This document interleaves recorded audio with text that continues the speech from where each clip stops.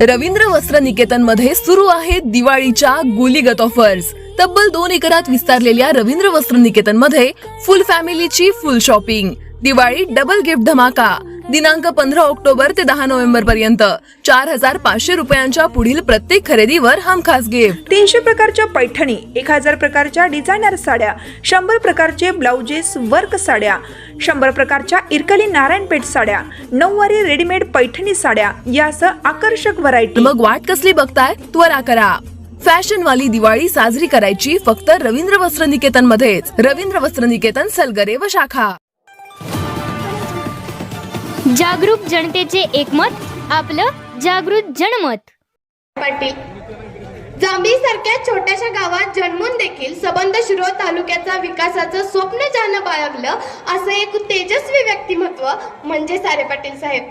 साहेबांच्या मनामध्ये असणारी समाजाप्रतीचं प्रेम आणि आपुलकीनं एक उग्र ज्वालेचं स्वरूप धारण केलं आणि या ज्वालेनं शिरोळ तालुक्याच्या सर्वांगीण विकासाचं धोरण अवलंबलं।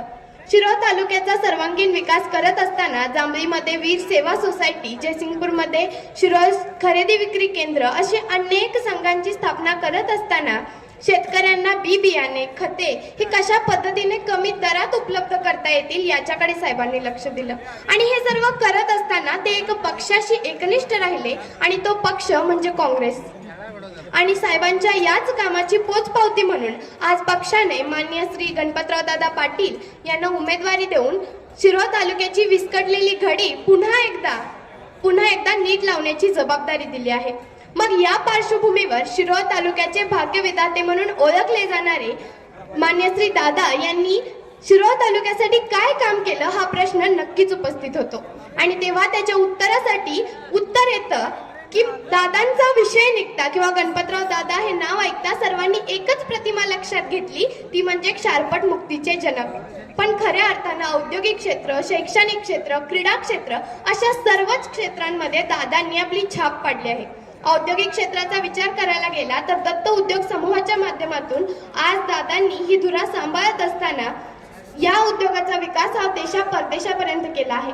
आपल्या शेतकऱ्यांनी पिकवलेल्या ऊसाची साखर ही आज देश परदेशामध्ये विकली जात आहे, पण या सर्वांचा दुवा जर कोणी असेल तर ते फक्त आणि फक्त आपले दादा आहेत। श्रीवर्धन बायोटेकची निर्मिती करून असंख्य हातांना काम आणि अनेक कुटुंबांना आर्थिक आधार देण्याचे काम दादांनी केलं। क्रीडा क्षेत्राचा विचार करायला गेला तर आपल्या आजूबाजूची मुलं घडली पाहिजेत, नावारूपाला आली पाहिजेत, या एकाच उद्देशानं जांभळीमध्ये व्यायामशाळेची निर्मिती केली आणि कबड्डी या खेळाला प्राधान्य देऊन राष्ट्रीय स्तराचे खेळाडू देखील बनवण्याचं काम दादांनी केलं। शैक्षणिक क्षेत्राचा जर विचार करायला गेला तर सांगण्यास फारच अभिमान वाटतो की मी स्वतः डॉक्टर अप्पासाहेब उर्फ सारे पाटील हायस्कूल जांभळी या प्रशालेमध्ये शिक्षण घेते आणि त्या प्रशालेचे किंवा त्या संस्थेचे चेअरमन हे मान्य श्री दादा हेच आहेत। या संस्थेचा कार्यभार सांभाळत असताना दादांनी एक चेअरमन म्हणून नाही तर एक हितचिंतक म्हणून प्रत्येकाकडे वैयक्तिक लक्ष दिले आणि म्हणूनच मी एक विद्यार्थी म्हणून दादांना खूप जवळून पाहिले आहे आणि म्हणूनच आज इथे उपस्थित असणाऱ्या सर्व मतदार बंधू भगिनींना मी तुमची मुलगी म्हणून विनंती करते की आपल्या विद्यार्थ्यांचा सर्वांगीण विकास जर करायचा असेल तर दादांना विधानसभेत आमदार म्हणून पाठवणं अत्यंत गरजेचं आहे। आता सध्या सत्तेवर असणाऱ्या लोकांकडे पाहिलं तर विविध योजना, धोरणं राबवून अनेक वेगवेगळ्या आमिष दाखवण्याचा प्रयत्न चालू आहे। सध्याचं ज्वलंत प्रकरण पाहिलं तर लाडकी बहीण योजना अगदी 1500 रुपये देऊन आपल्या बाजूला कशा पद्धतीने मतं घेता येतील याचा प्रयत्न सुरू आहे।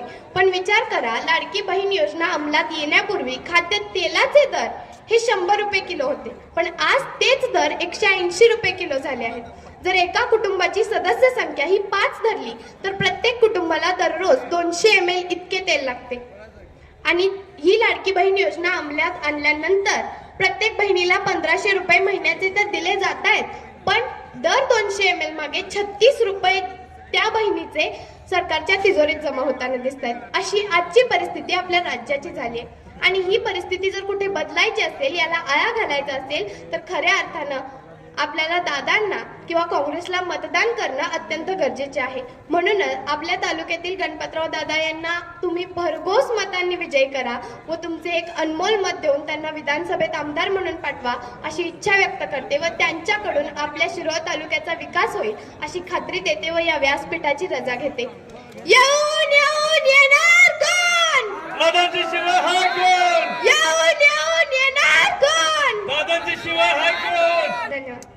धन्यवाद वेदिका, अतिशय परखड